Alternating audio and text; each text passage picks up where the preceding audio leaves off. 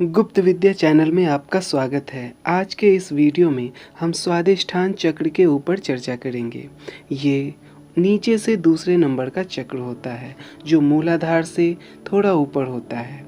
ये चक्र सृजनात्मक चक्र है। ये चक्र सृजन करता है। मनुष्य से मनुष्य का सृजन भी यहीं से होता है और हमारे कार्यों में और विचारों में रचनात्मकता यहीं से आती है। जब ये चक्र खुलता है आप ज़्यादा रचनात्मक, ज़्यादा सृजनशील हो जाते हैं और इस चक्र के खुलने से धन संपत्ति के मार्ग भी खुलने लगते हैं। भौतिक सुख सुविधाएं मिलने लगती हैं। उनके जीवन में ये सब आकर्षित होने लगता है। अक्सर धनवान व्यक्तियों के ये चक्र खुले होते हैं। ये चक्र मूलाधार से 4 अंगुल ऊपर होता है जो लिंग क्षेत्र के आसपास होता है। इस चक्र में 6 फलक होते हैं। इसका रंग नारंगी होता है। इसका बीज मंत्र वम होता है। ये जल तत्व को प्रदर्शित करता है।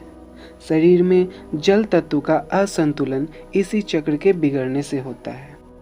जैसे शरीर में पानी की मात्रा काफ़ी बढ़ जाना या कम हो जाना इसी चक्र के असंतुलन के कारण होता है। जल संबंधित रोग आदि इसी चक्र के बिगड़ने से होते हैं। इस चक्र की कुछ विशेष साधना करने से मनुष्य को जल की सिद्धि मिल जाती है, जिससे जल की असीम ऊर्जा का आप उपयोग कर सकते हैं। जल से सारा भय दूर हो जाता है। कुछ लोगों को जल से बहुत भय रहता है। वो नदी तालाब आदि में नहीं जाना चाहते। वो उन्हें देखकर ही डर जाते हैं। तो ये सब असंतुलित या कमज़ोर स्वादिष्ठान चक्र की निशानी होती है।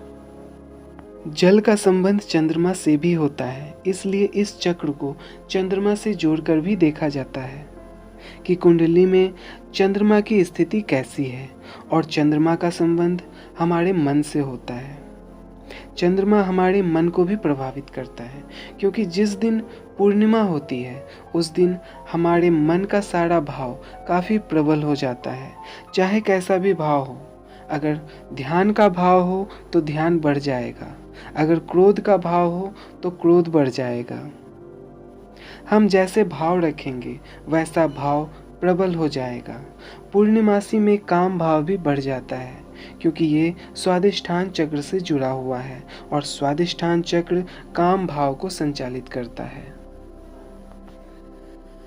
ये काम भाव हमारे अंदर रचनात्मकता लाता है अगर इसकी दिशा ऊपर हो, अगर साधक इसे सही दिशा दे सके।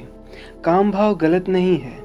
तंत्र क्षेत्र में कहा जाता है जो व्यक्ति जितना अधिक कामी होगा वो तंत्र के क्षेत्र में उतना अधिक आगे बढ़ेगा, उतना अधिक सिद्ध होगा, उनके पास सिद्धियां जल्दी आएंगी।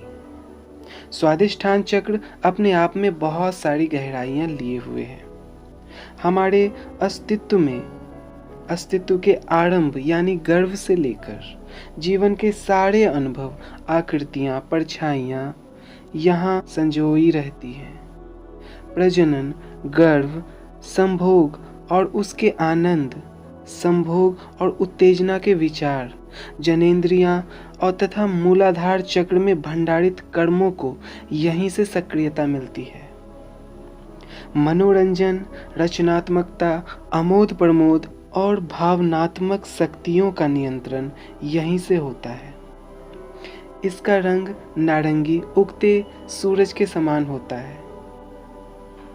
इस चक्र का प्रतीक पशु मगरमच्छ होता है जो सुस्ती, भावनाहीनता और खतरे का द्योतक माना जाता है, जो कि इस चक्र में ही छुपे होते हैं।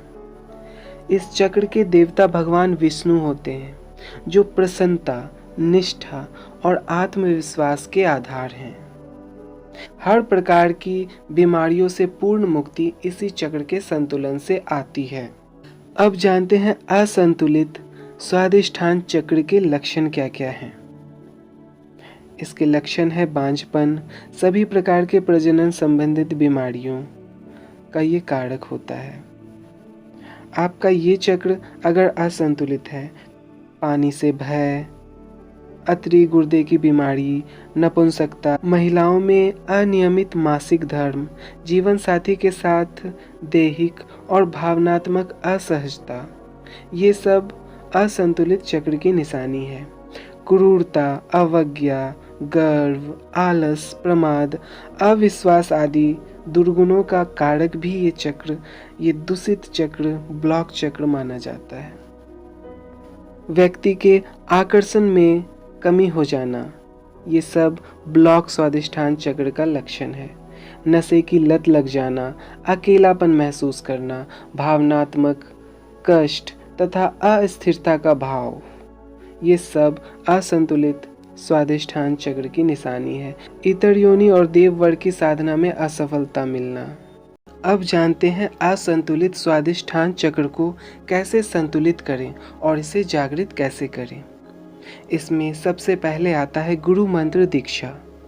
गुरु मंत्र दीक्षा से भी जल्द ही स्वादिष्ठान चक्र का जागरण और शुद्धिकरण हो जाता है, क्योंकि गुरु तत्व सभी चक्र को जागृत कर सकते हैं। दूसरा है प्राणायाम और ध्यान।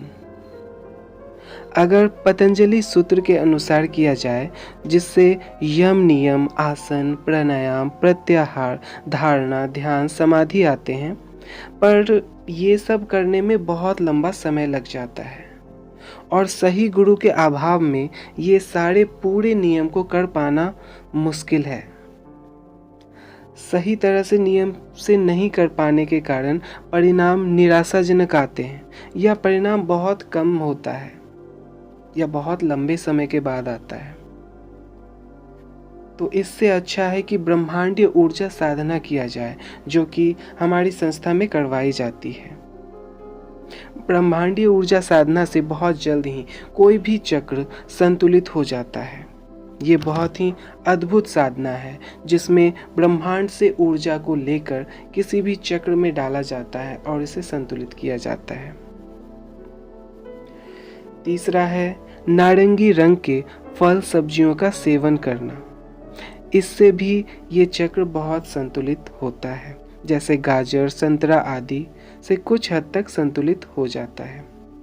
जल तत्व की साधना और जल में समय बिताने से भी स्वादिष्ठान चक्र संतुलित होता है। वम बीज मंत्र का जाप करने से स्वादिष्ठान चक्र में संतुलन आता है। विष्णु सहस्त्र नाम या गोपाल सहस्त्र नाम आदि का पाठ करने से स्वादिष्ठान चक्र में संतुलन आता है। तो ये था स्वादिष्ठान चक्र का एक छोटा सा परिचय। आज के लिए इतना ही। वीडियो अच्छा लगे तो लाइक कीजिए, सब्सक्राइब कीजिए, शेयर कीजिए। आपका दिन मंगलमय हो और शुभ हो। धन्यवाद।